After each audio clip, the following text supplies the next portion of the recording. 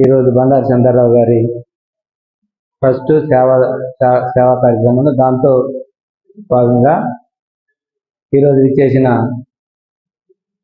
ఈ trust chairman Sarath గారికి, అదేవిధంగా దాన్ని సహకరిస్తున్న బృందానికి అందరికీ ప్రత్యేకంగా ధన్యవాదాలు తెలుపుకుంటూ, అదేవిధంగా ఈరోజు డాక్టర్ డే సందర్భంగా డాక్టర్స్ అందరినీ ఈరోజు ఇన్వైట్ చేసినందుకు ప్రత్యేకమైన ధన్యవాదాలు.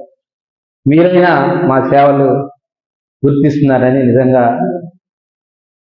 మేడం గారు అన్నట్టుగా your health is your rights అన్నట్టుగా మేడం గారు అన్నీ చెప్పారు.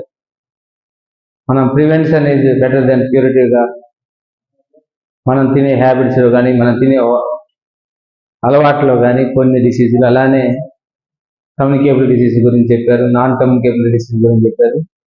అలానే మేము చేస్తున్న డాక్టర్స్ చేస్తున్న సేవా కార్యక్రమాలు ప్రధానంగా చాలా వరకు డబ్బు అనే డాక్టర్లు అనేది ఒక అపోహ జనాలందరికీ.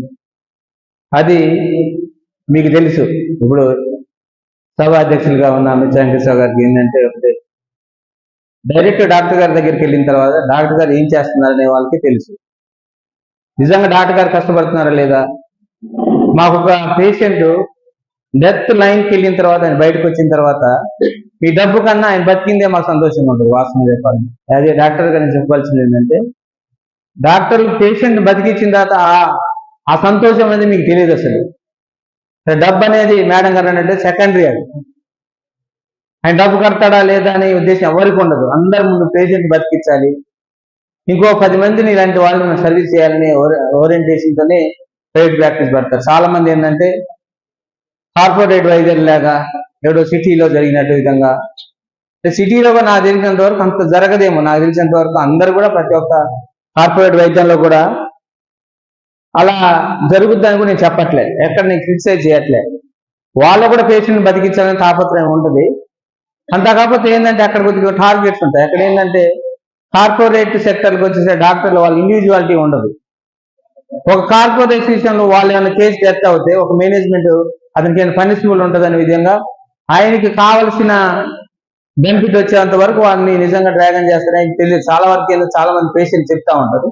అదేవిధంగా డాక్టర్స్ కూడా అక్కడ టార్గెట్ ఉంటుంది, ఇక్కడ టార్గెట్ ఉండదు. ఏజెన్సీ ప్రాంతాలు ప్రతి ఒక్కరు కూడా ఈ ఆదివాసులు కానీ ఇటు పేదవాటికి కూడా సర్వీస్ చేయాలనే ఒక ఉద్దేశంతోనే, ముఖ్య ఉద్దేశంతో పెడతారు అసలు. సరే, మనకు మీకు ఒక తెలుసు, ఒక ఇన్స్టిట్యూట్ మనం నడపాలంటే అనేక ఇబ్బందులు ఉంటాయి. మ్యాన్ పవర్ కావాలి, కరెంట్ కావాలి, అద్దెలు కావాలి, ఇవన్నీ కూడా ఒక క్రైటీరియా. అవన్నిటిని కూడా చాలా మంది ఏంటంటే జనాలు ఒక 100 మంది వచ్చేస్తే మోహన్ రావు గారికి అయితే రోజుకు ఒక కోట్లు ఇచ్చేస్తుందంటారు, సుదర్శన్ రావు గారికి అయితే కోట్లు వచ్చేస్తుందంటారు. ఇవన్నీ వచ్చేసరికి మా జీతాలు మిగిలితే చాలు అనుకుంటాం మేము. లాస్ట్కి వచ్చేసరికి జీతాలు మిగిలితే చాలు ఏజెన్సీ ప్రాంతాల్లో. మనం నిజంగా 1 లక్ష రూపాయలు అనే టార్గెట్ ఎవరిని పెడితే కూడా 1 లక్ష రూపాయలు ఎవరు కట్టరు ఏజెన్సీలు. మనకు కూడా తెలుసు మన స్థితిగతులు. ఇక్కడ ఉన్న డాక్టర్స్ అందరూ కూడా నాకు తెలిసినందుకు లోకల్ డాక్టర్సే. ప్రతి ఏజెన్సీ ప్రాంతాల్లో ప్రతి ఒక్క గ్రామం, 10 గ్రామాల్లో ఏముంటుందో తెలిసి మోహన్ రావు గారు చింతూరులో ఉన్నాయన, అలానే నా పక్కన ఉన్న సుదర్శన్ రావు గారేమో చెర్లలో ఉన్నాయన, అలానే రాజశేఖర్ గారేమో మన దుమ్మోడంలో ఉన్నాయన, అలానే మన విజయరావు గారు మన భద్రాచలం అయినా ఆయన కూడా ఆంధ్ర అయినా కానీ ఈ ఏరియాకి వచ్చి ఈ ఏరియా తెలుసుకున్నారు. అలానే పిల్లలందరూ, కొత్త పిల్లలందరూ కూడా, అలానే చాలా డాక్టర్స్ పుల్లయ్య గారు కానీ వీళ్ళందరూ కూడా ప్రతి ఒక్క గ్రామంలో ప్రతి ఒక్క వ్యవస్థ గురించి తెలుసు. ఒక సర్వీసు మోటివ్గా కొన్ని కాలాల్లో ఎవరు డాక్టర్ లేకపోతే అక్కడ సర్జన్ ఉండేవాళ్ళు కాదు, ఒక స్కానింగే ఉండేది కాదు కొద్ది కాలం. ఇక్కడ స్కానింగ్ నడుస్తుందా లేదనే టైంలో, అలానే సిటీ స్కాన్ నడుస్తుందా లేదనే టైంలో కూడా చాలా వరకు ధైర్యం చేసి డాక్టర్లందరూ కూడా డాక్టర్స్ అనే ఒక సిటీ స్కాన్ ని స్థాపించి, మనం ఏదైనా హెడ్ ఇంజరీ ఏదైనా జరిగితే కూడా మనం చిన్న దెబ్బ తగిలినా కూడా ఎక్కడికో హైదరాబాద్కి ఎక్కడో పంపాల్సి వచ్చేది. ఈ రోజు దాన్ని కూడా మాడిఫై చేసుకొని మనం ఇప్పుడు ప్రదర్శనకే తీసుకొచ్చాం. దీంట్లో కొన్ని అపోహలు ఉన్నా, ఇవి ఉన్నా ఇక మనకు తప్ప చిన్న దెబ్బ తగిలినా చాలా వరకు బయట దెబ్బ తగలకుండా పడిపోతూ కూడా లోన కూడా ఇంజరీస్ ఉండొచ్చు. ఇది కూడా చాలా మంది కమర్షియల్ గా నడుపుతున్న డాక్టర్స్ అని కూడా అపోహ ఉండొచ్చు. వీటన్నిటి నిజంగా మీ ట్రస్ట్ ద్వారా మీరు మీ సన్మానం చేస్తున్న అందరూ కూడా మీరు వేరే వారికి ఏదన్నా ఇలా కాంట్రావర్సీ ఉంటే అవగాహన చేయవలసిన బాధ్యత మన ద్వారా కూడా ఉంటుంది. ఎందుకంటే చాలా వరకు ఏదన్నా అనుకోకుండా డాక్టర్లు సాధారణంగా తప్పు చేయరు ఎక్కడ కూడా. అనుకోకుండా పేషెంట్ ఏదైనా జరిగితే ఆపరేషన్ తర్వాత లేదా ఆపరేషన్ చేసేటప్పుడు జరిగితే అనేక ఇది మంచి చేసిన దానికి ఒక కేసు ఎత్త అవుతే ఆయన చేసిన 100 కేసులను కూడా మీరు చాలా వరకు బ్యాడ్ చేసే అంత కార్యక్రమం ఉంది. అలాంటి అపోహ తొలగాలని డాక్టర్లు అనేది ఈ సర్వీస్ చేయాలని ఒక ఓరియంటెడ్ గా వస్తారు. ఈ డాక్టర్స్ డే అనేది మీ అందరికి తెలుసు. బిదిన్ చందర్ రాయ్ గారి ద్వారా ఆయన కూడా ఒక డాక్టర్ గా చదివి అదే విధంగా ఒక రాజకీయ నాయకుడిగా వచ్చి ముఖ్యమంత్రిగా పశ్చిమ బెంగాల్ ఒక ముఖ్యమంత్రిగా, రెండవ ముఖ్యమంత్రిగా చేసి ఈ ప్రజలకి ఈ వ్యవస్థను సర్వీస్ చేసే వ్యవస్థను తీసుకొని వెళ్ళి ఈ రోజు అదే వ్యవస్థను 1882లో 1వ తారీఖు జూలై 1న పుట్టి అదేవిధంగా 1962 జూలై 1నే డెత్ అయ్యారు. ఆయన అదే జన్మదినం, అదే వర్ణం, అదే జూలై కాబట్టి డాక్టర్గా ఏదైతే సేవలు అందించారో ఆయనకి మనం పద్మశ్రీ అవార్డు కూడా వచ్చింది మన బీసీ రాయ్ గారు.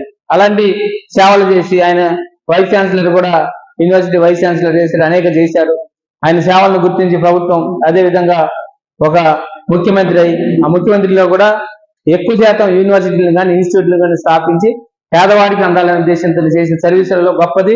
అది కూడా డాక్టర్ ఈ రోజు కూడా మనం గవర్నమెంట్ అన్ని కూడా అనేది ఎడ్యుకేషన్ తర్వాత హెల్తే, ఈ రెండు ఉంటే మనం ఏం చేయక్కర్లేదు, ప్రజలు బాగుంటారని ఒక ఆలోచన ఉంది. ముందు ముఖ్యమైనది హెల్త్ కాబట్టి హెల్త్ ఒకసారి కుంటిపడితే ఆ జీవితాంతం ఆయన ఆర్థికంగా మరియు ఫిజికల్ గా మొత్తం కూడా డ్యామేజ్ అవుతారు. ఫ్యామిలీ అంతా డ్యామేజ్ ఆలోచనతో మీరందరూ ఆలోచించి ఈ రోజు మీరు బండారు చంద్రరావు గారి ట్రస్ట్ ద్వారా ఈ రోజు మాకు డాక్టర్స్ అందరికి సన్మానం చేస్తున్నందుకు ప్రత్యేకమైన ధన్యవాదాలు. మా సర్వీసులు గుర్తించి మీరు మమ్మల్ని అభినందించినందుకు మీకు అందరికి ప్రత్యేకమైన ధన్యవాదాలు. డాక్టర్స్ డే సందర్భంగా Bhadrachalam Bandaru Chandra Rao trust BCR trust ఆధ్వర్యంలో ఈ రోజు భద్రాచలం పట్టణంలో ఉన్నటువంటి డాక్టర్స్ అందరికీ కూడా సన్మానం చేయటం జరిగింది.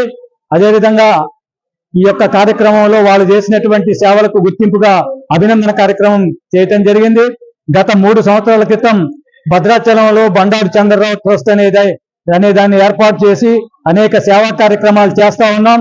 ఎందుకంటే కరోనా వచ్చినప్పుడు 76 రోజుల పాటు కరోనా ఐసోలేషన్ కేంద్రం పెట్టి 165 మంది కరోనా పేషెంట్లని ఈ యొక్క ఐసోలేషన్ కేంద్రంలో చేర్చుకొని వారికి మెరుగైనటువంటి మన సేవలు అందించడం జరిగింది. అదేవిధంగా కరోనాతో చనిపోయినటువంటి భౌతిక కాయాలు 14 మంది భౌతిక కాయాలకు కూడా ఈ యొక్క ట్రస్ట్ సభ్యులు అంత్యక్రియలు చేయడం జరిగింది.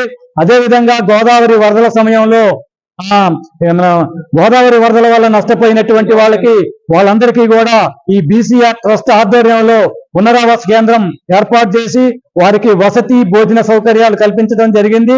అదేవిధంగా భద్రాచలంలో ఏ ఇబ్బంది వచ్చినా కూడా ఈ బండారు చంద్రరావు బీసీఆర్ ట్రస్ట్ ఆధ్వర్యంలో కార్యక్రమాలు చేయటం జరుగుతూ ఉంది. అదేవిధంగా భవిష్యత్తులో కూడా మరిన్ని కార్యక్రమాలు ఈ ట్రస్ట్ ద్వారా నిర్వహిస్తామని చెప్పి దానికి భద్రాచలం పట్టణంలో ఉన్నటువంటి డాక్టర్లు, ప్రముఖులు, అందరి పుర ప్రముఖులు, విద్యావేత్తలు, వ్యాపారులు, మొత్తం అన్ని రాజకీయ పార్టీల ఈ కోరుతా ఉన్నాం.